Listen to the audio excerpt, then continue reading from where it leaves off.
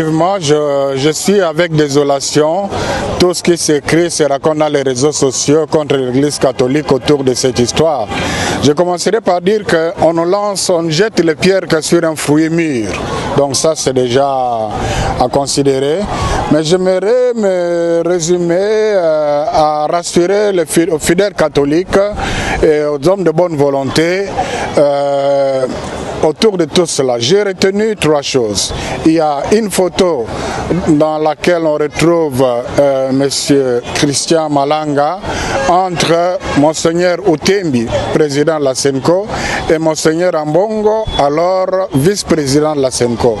Donc, avoir le décor de la photo, c'était probablement en 2017, lors de leur plaidoyer, pendant que le président Kabila était encore président de la République.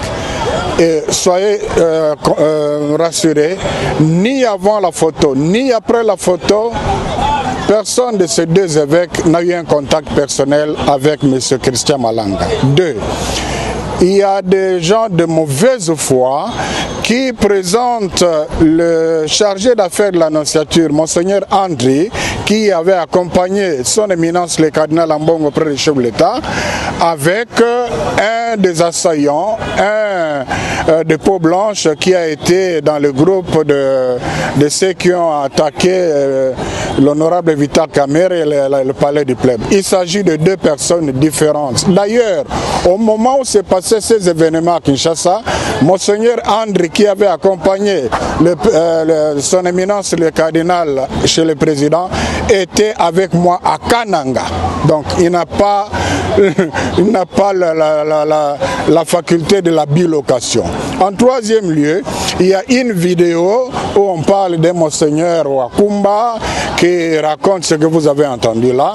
Après recherche, il s'agit d'un abbé incardiné au diocèse de Lissala qui vit comme un électron libre en Italie.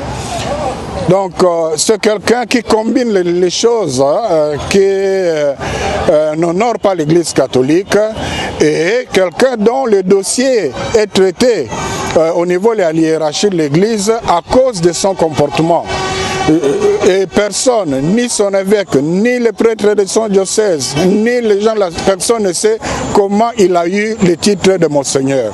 Dans l'église catholique, c'est pas comme dans d'autres églises où on se réveille le matin, on se donne le titre de bishop ou archibishop. Ça ne se passe pas comme ça. Donc là, ça ne va pas. Alors, il n'engage pas l'église catholique. Et d'ailleurs, un prêtre qui parle d'un état de Saint-Pierre et Paul, mais il a oublié toute sa théologie.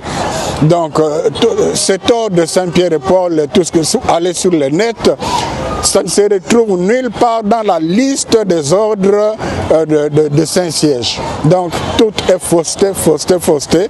Ce sont des gens de mauvaise foi. Je ne sais pas pourquoi ils en veulent à l'église catholique. C'est pour ça que je dis on ne jette des pierres que sur un fruit mûr.